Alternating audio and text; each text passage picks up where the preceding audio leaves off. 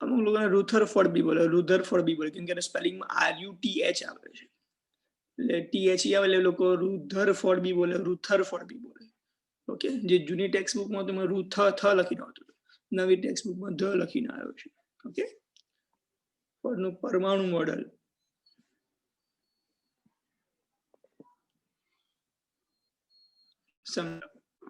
આપણું પરમાણુ મોડેલ સમજવાનું છે.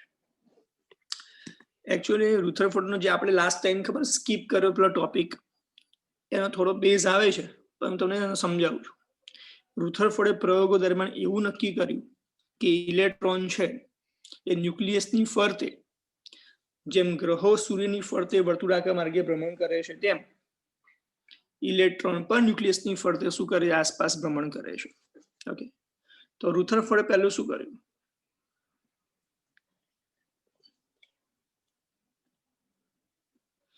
સાંભળ, જેમ ગ્રહો સૂર્યની આસપાસ ભ્રમણ કરે છે, તેમ ઇલેક્ટ્રોન પણ ન્યુક્લિયસની આસપાસ વર્તુળાકાર માર્ગે ભ્રમણ કરે છે. તે આધારે પરમાણુ મોડેલ રુથરફોર્ડે રજૂ કર્યું. તો આ ન્યુક્લિયસની ફરતે ઇલેક્ટ્રોન છે, જે તેની આસપાસ વર્તુળાકાર માર્ગે ભ્રમણ કરે છે.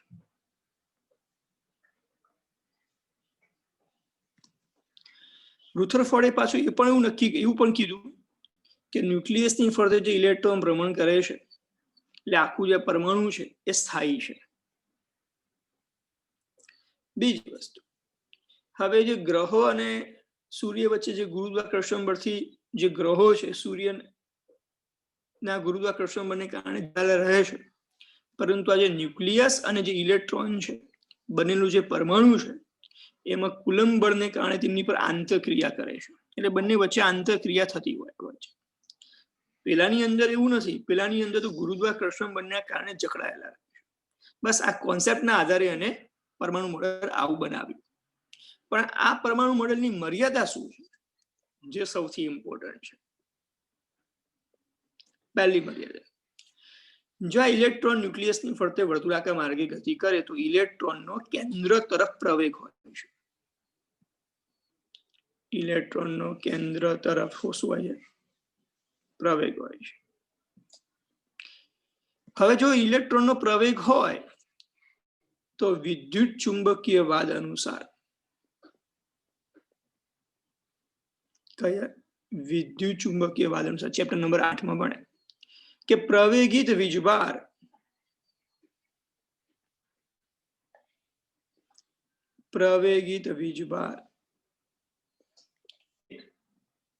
વિદ્યુત ચુંબકીય તરંગોનું ઉત્સર્જન કરે. એ તો આપણે ચેપ્ટર 7 માં પણ ભણે. વિદ્યુત ચુંબકીય તરંગોનું શું કરે? ઉત્સર્જન કરે. જો વિદ્યુત ચુંબકીય તરંગોનું ઉત્સર્જન કરે તો ક્રમશઃ ઇલેક્ટ્રોનની ઉર્જા સતત ઘટતી જાય. ઓકે, ફરી બોલ.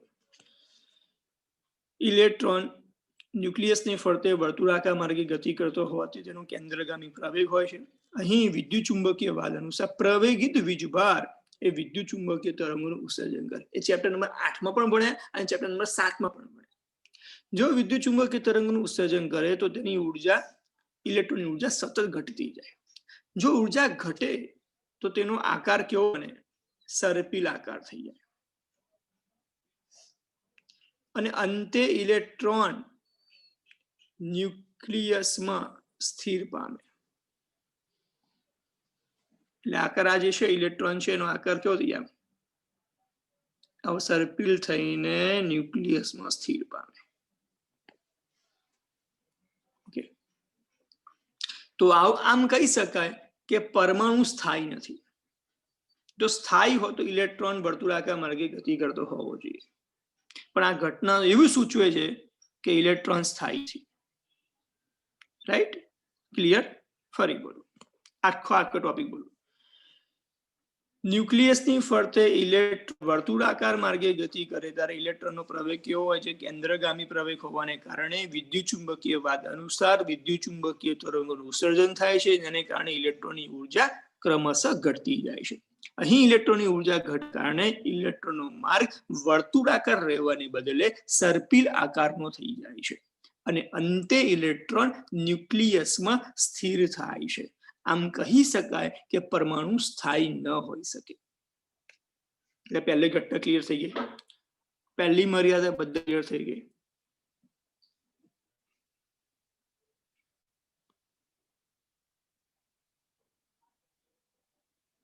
હવે બીજી વસ્તુ,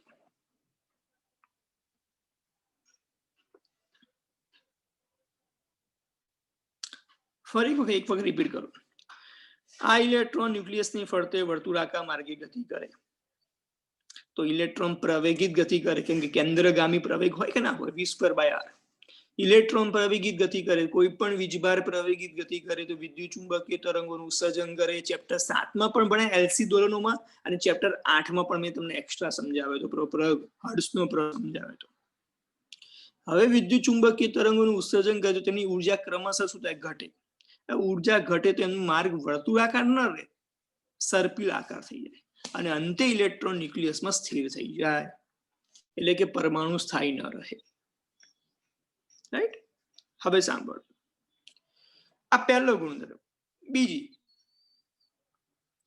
બીજું શું છે? પ્રચલિત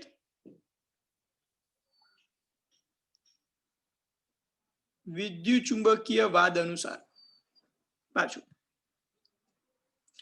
જે ઇલેક્ટ્રોન ભ્રમણ કરે છે તો ઇલેક્ટ્રોનના ભ્રમણની આવૃત્તિ, આ ઇલેક્ટ્રોન જે ગોળ ગોળ ફરે છે એની આવૃત્તિ, અને જે વિદ્યુત ચુંબકીય તરંગ ઉત્પન્ન થયા, વિદ્યુત ચુંબકીય તરંગોની આવૃત્તિ સમાન હોવી જોઈએ. જ્યાં ઇલેક્ટ્રોનમાંથી વિદ્યુત ચુંબક તરંગો ઉત્પન્ન થાય છે અને જ્યાં ગોળ ગોળ ફરે છે ભ્રમણની આવૃત્તિ સમાન હોવી જોઈએ. પરંતુ અહીં તો ઇલેક્ટ્રોન ક્યાં જાય છે? ન્યુક્લિયસની અંદર તરફ જાય છે, એટલે ન્યુક્લિયસ તરફ જાય. જો ઇલેક્ટ્રોન ન્યુક્લિયસની તરફ જાય તો શું થાય? ઇલેક્ટ્રોનનો કોણીય વેગ અને આવૃત્તિ બંને બદલાય. ઇલેક્ટ્રોન ન્યુક્લિયસ તરફ જતો હોવાથી તેનો કોણીય વેગ અને આવૃત્તિ બંને બદલાય.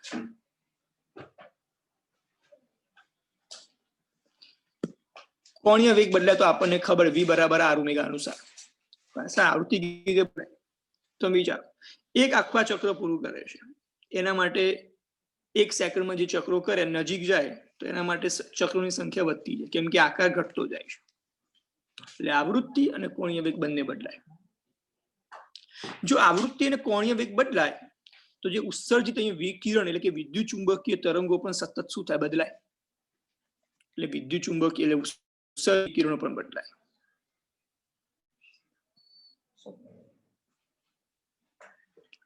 વિકિરણો બદલાય.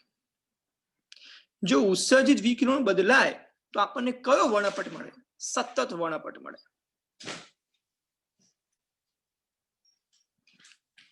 માટે સતત વર્ણપટ જે મળ્યો અને એકચ્યુઅલી ઇલેક્ટ્રોન ન્યુક્લિયસની ફરતે વર્તુળાકાર માર્ગે ગતિ કરે નથી, આપણને મળે રેખીય વર્ણપટ મળે. રેખીય વર્ણપટ એટલે શું?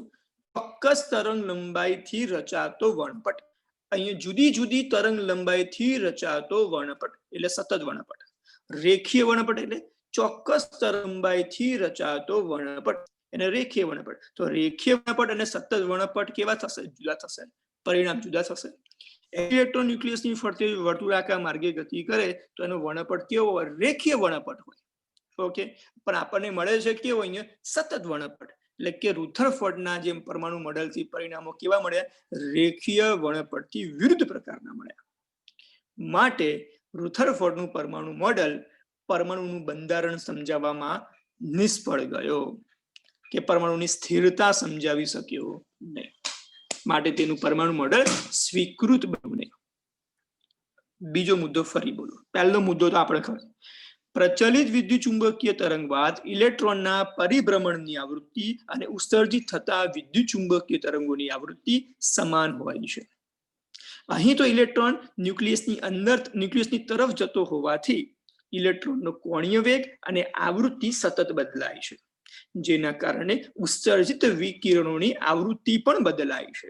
અહીં ઉત્સર્જિત વિકિરણોની આવૃત્તિ બદલાતી હોવાથી આપણને સતત વર્ણપટ ઉત્સર્જિત મળે છે, જે હકીકતમાં જોવા મળતા રેખીય વર્ણપટથી વિરુદ્ધ છે. જે હકીકતમાં જોવા મળતા રેખીય વર્ણપટથી વિરુદ્ધ છે. આથી કહી શકાય કે રુથરફોર્ડનું મોડેલ એ પરમાણુની સ્થિરતા સમજાવવામાં નિષ્ફળ ગયો, માટે તેનું પરમાણુ મોડેલ સ્વીકૃત બન્યું નહીં. બોલ, આવડી ગયું બધાને?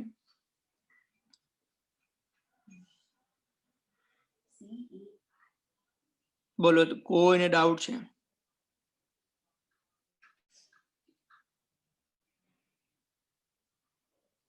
એકદમ રેડી ને?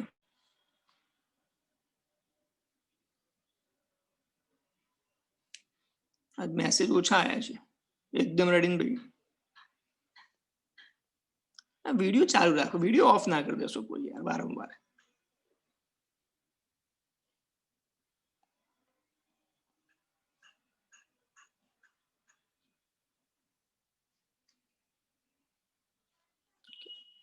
નવો પ્રશ્ન. બોહરના અધિતર્ક સમજો.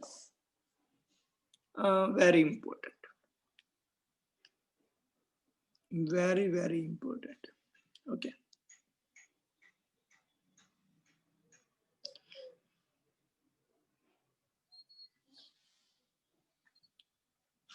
તો એનો અધિતર્ક નંબર 1 જોઈએ. બોહરે પહેલો અધિતર્ક એવો આપ્યો કે પરમાણુમાં ઇલેક્ટ્રોન કેટલીક સ્થાયી કક્ષાઓમાં વિદ્યુત ચુંબકીય તરંગોનું ઉત્સર્જન કર્યા સિવાય ભ્રમણ કરી શકે છે. સાંભળજો, પરમાણુમાં ઇલેક્ટ્રોન કેટલીક સ્થાયી કક્ષાઓમાં વિદ્યુત ચુંબકીય તરંગોનું ઉત્સર્જન કર્યા સિવાય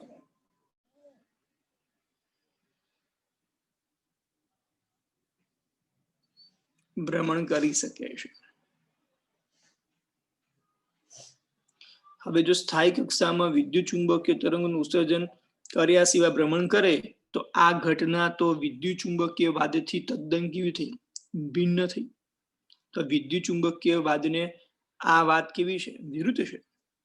આ બાબત તો વિદ્યુત ચુંબકીય વાદને શું છે? વિરુદ્ધ છે. હવે પાછું કહે છે કે દરેક જે પરમાણુ છે એની અંદર ચોક્કસ સ્થાયી અવસ્થાઓ છે. સાંભળજો, પરમાણુમાં શું છે? ચોક્કસ સ્થાયી અવસ્થાઓ છે. અને સ્થાયી અવસ્થાઓ છે એ ચોક્કસ મૂલ્યની ઉર્જા ધરાવે છે. ચોક્કસ મૂલ્યની શું ઉર્જા ધરાવે છે? આવી અવસ્થાઓને સ્થાયી અવસ્થાઓ કહે છે. એનો મતલબ એમ થયો કે સ્થાયી અવસ્થાઓમાં આવેલો ઇલેક્ટ્રોન વિદ્યુત ચુંબકીય તરંગોનું ઉત્સર્જન કરતો હશે નહીં. આ પહેલો અધિતર્ક. સ્થાયી અવસ્થામાં ભ્રમણ કરતો ઇલેક્ટ્રોન વિદ્યુત ચુંબકીય તરંગોનું ઉત્સર્જન કરશે નહીં.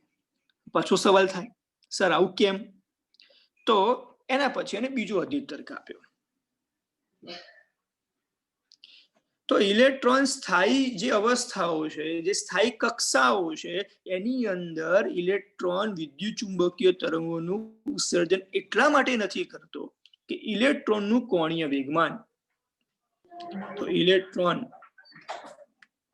વિદ્યુત ચુંબકીય તરંગોનું ઉત્સર્જન ત્યારે ન કરે જ્યારે તેનું કોણીય વેગમાન એ h/2π ના પૂર્ણ ગુણાંક સ્વરૂપે હોય. કોણીય વેગમાન પહેલા વડે બતાવીએ છીએ. h/2π ના પૂર્ણ એટલે n વડે પડે. ચેપ્ટર નંબર 1 માં ભણ્યા હતા વીજભારોનું ક્વોન્ટમીકરણ. એમાં q બરાબર n લખ્યું હતું કે વીજભારનું મૂલ્ય એ e ના પૂર્ણ ગુણાંક સ્વરૂપે હોય છે. e ના પૂર્ણ ગુણાંક એટલે n. તો જો ઇલેક્ટ્રોનનું કોણીય વેગમાન આટલું હોય કક્ષામાં તો સમજી લેવું કે એ ઇલેક્ટ્રોન વિદ્યુત ચુંબકીય તરંગોનું ઉત્સર્જન કરતો હશે નહીં. ઓકે, એ વિદ્યુત ચુંબકીય તરંગોનું ઉત્સર્જન કરતો હશે નહીં. રેડી? સાંભળો. ઓકે, આ તમને ડીપમાં સુધી લઈ ગયું. પહેલા કક્ષા સ્થાયી બને. સ્થાયીમાં રહેલો ઇલેક્ટ્રોન એ ભ્રમણ તો કરે પણ વિદ્યુત ચુંબકીય તરંગ ઉત્સર્જન ક્યારે ન કરે? જ્યારે h/2π ના પૂર્ણ ગુણાંક.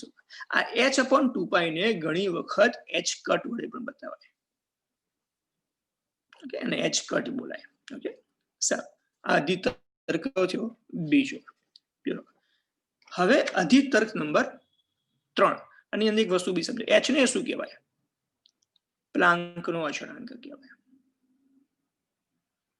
પ્લાન્કનો અચળાંક કહેવાય, જેનું મૂલ્ય કેટલું છે? 6.625 × 10⁻34 જૂલ ઇન્ટુ સેકન્ડ. અને n બરાબર શું થશે? 1 2 3. ઓકે, એક વખત પેપરમાં એવો ક્વેશ્ચન પૂછ્યો કે પ્લાન્કનો અચળાંક બીજી કઈ ભૌતિક રાશિને સમતુલ્ય? કોઈ કહેશે?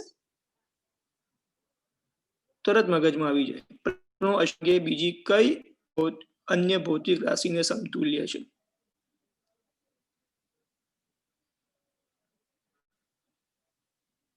પાવર ના આવે. ના ના ના ના, પાવર ના આવે. પ્લાન્કનો અચળાંક નો નો નો. આઈ શું છે? પણ આઈ શું છે? દેખો, તમે લોજિકલ વિચારો. n અચળાંક, 2π અચળાંક, તેનો મતલબ l બરાબર h જ છે. એટલે h નું જે એકમ હશે l નો એકમ હશે.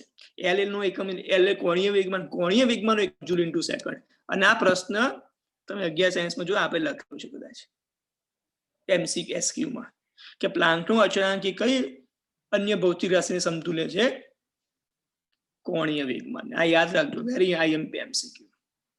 ઓકે, કે પ્લાન્ક અચળાંક જૂલ ઇન્ટુ સેકન્ડ એ કોના બરાબર છે? કોણીય વેગમાન. જૂલ પ્રતિ સેકન્ડ હોય તો પાવર થાય P બરાબર W/T. આ જૂલ ઇન્ટુ સેકન્ડ છે. ઓકે, અધિતર્ક નંબર 3 જોઈએ.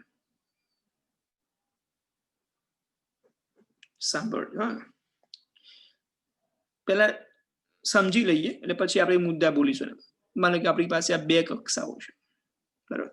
આ ઊંચી ઉર્જા ધરાવતી કક્ષા છે. ઉર્જા ધરાવતી કક્ષા નામ આપું છું EI. આ છે નીચી એટલે ઓછી ઉર્જા ધરાવતી કક્ષા. નામ આપું છું EK. જ્યારે ઇલેક્ટ્રોન ઊંચી ઉર્જાવાળી કક્ષામાંથી ઓછી ઉર્જાવાળી કક્ષામાં સંક્રાંતિ કરે. અમુક લોકો તો બહુ ખરાબ વાક્ય લખે, ઊંચી ઉર્જાવાળી કક્ષામાંથી નીચી ઉર્જાવાળી કક્ષામાં જાય ત્યારે. એવું નહીં લખો. તો શબ્દ સંક્રાંતિ કરે, શબ્દ સારો રાખો. ઊંચી ઉર્જાવાળી કક્ષામાંથી ઇલેક્ટ્રોન ઓછી ઉર્જાવાળી કક્ષામાં સંક્રાંતિ કરે ત્યારે ઉર્જાનું ઉત્સર્જન થાય. ઉર્જાનું ઉત્સર્જન થાય ખરું, પણ કેવા સ્વરૂપે? ફોટોન સ્વરૂપે.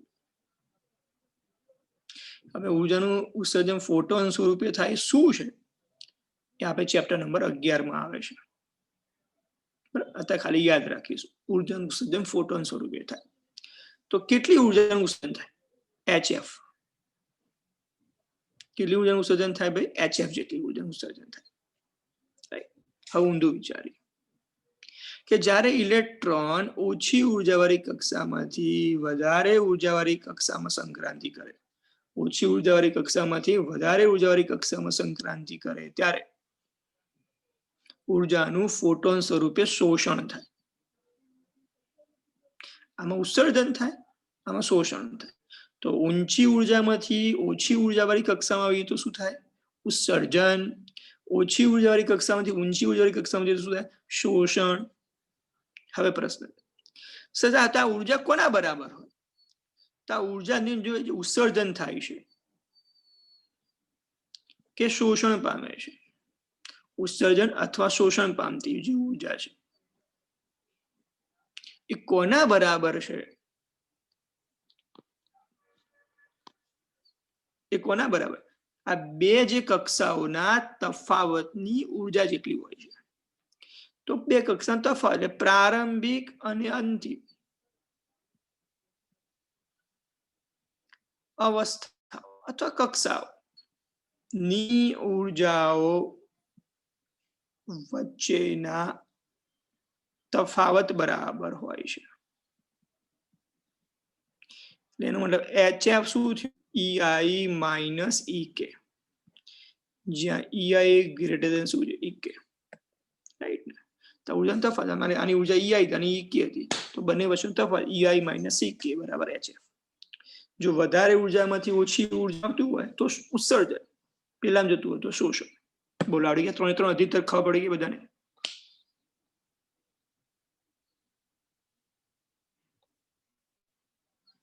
ત્રણે ત્રણ અધિકતર એકદમ કમ્પ્લીટમાં આવડી એટલે પરફેક્ટ ના?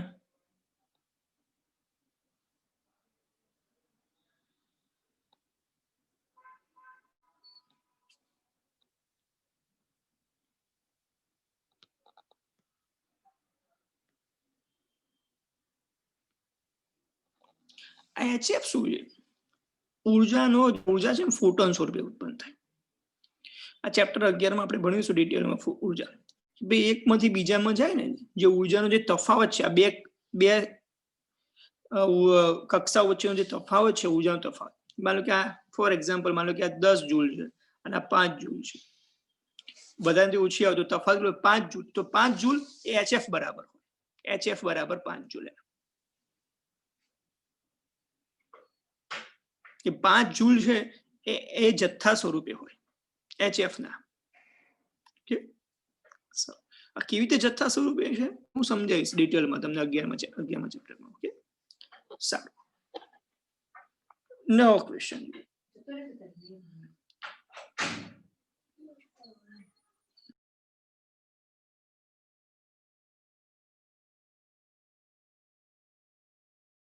આગળ પરમાણુના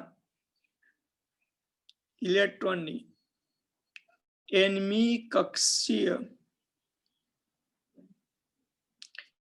ત્રિજ્યાનું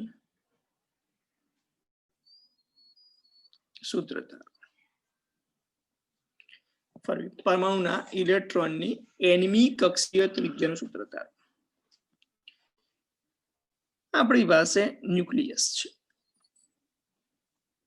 એની ફરતે ઇલેક્ટ્રોન છે જે વર્તુળાકાર માર્ગે ગતિ કરે છે. તો તમે પહેલો મુદ્દો શું બોલશો? ધારો કે ઇલેક્ટ્રોનનું દળ m, તેનો વીજભાર E અને ત્રિજ્યા r છે. ધરાવતો ઇલેક્ટ્રોન વર્તુળાકાર માર્ગે ગતિ કરે છે. ન્યુક્લિયસ પરનો વીજભાર કેટલો છે? Ze. અને Z એ ન્યુક્લિયસનો શું? Z એ શું છે? પરમાણુ ક્રમાંક છે. તો ઇલેક્ટ્રોન ન્યુક્લિયસની ફરતે વર્તુળાકાર માર્ગે ગતિ કરતો હોવાથી તમે કહી શકશો કે કેન્દ્રગામી બળ બરાબર શું થાય? કુલંબીય બળ થાય. હા ભાઈ, કે ભાઈ એનું કેન્દ્રગામી બળ કોણ પૂરું પાડે? આ બંને વચ્ચે લાગતું કુલંબીય બળ પૂરું પાડે છે. કેન્દ્રગામી બળનું સૂત્ર mv²/r. આપણે nમી કક્ષા, પહેલી કક્ષા બીજી કક્ષા માટે શોધવું આપણને ખબર નથી, તો અહીંયા n લખો. કઈ કક્ષામાં ઇલેક્ટ્રોન ભ્રમણ કરે આપણને ખબર, જે કક્ષામાં ભ્રમણ કરતો એ કક્ષા માટે કુલંબીય બળનું સૂત્ર k યાદ કરો. બંને વીજભારોનો ગુણાકાર, Ze બંને વચ્ચેનું અંતરનો વર્ગ. અહીં nમી કક્ષા લે, અહીં n લખીશું, અહીંથી rn ઉડશે એટલે mvn² થશે. k ની જગ્યાએ 1/4πε0 લખાશે. અહીં Ze² લખું upon rn. સમીકરણ 1. હમણાં જ કીધું ઇલેક્ટ્રોન વર્તુળાકાર માર્ગે ક્યારે ભ્રમણ કરી શકે? બોહરના બીજા અધિતર્કનું પાલન કરે ત્યારે. તો બોહરના અધિતર્ક અનુસાર ઇલેક્ટ્રોનનું કોણીય વેગમાન કેટલું હોવું જોઈએ? NH/2π. કોણીય વેગમાનનું સૂત્ર આપણે ભણ્યા છે ચેપ્ટર નંબર 4 માં MVR nમી કક્ષા માટે NH/2π. આમાંથી આપણે Vn ને કરતા બનાવીએ તો શું થશે? m અને r નીચે જશે એટલે NH/2πmRn ઇક્વેશન નંબર 2. આ Vn ની કિંમત હું અહીંયા મૂકી શકું, અહીંયા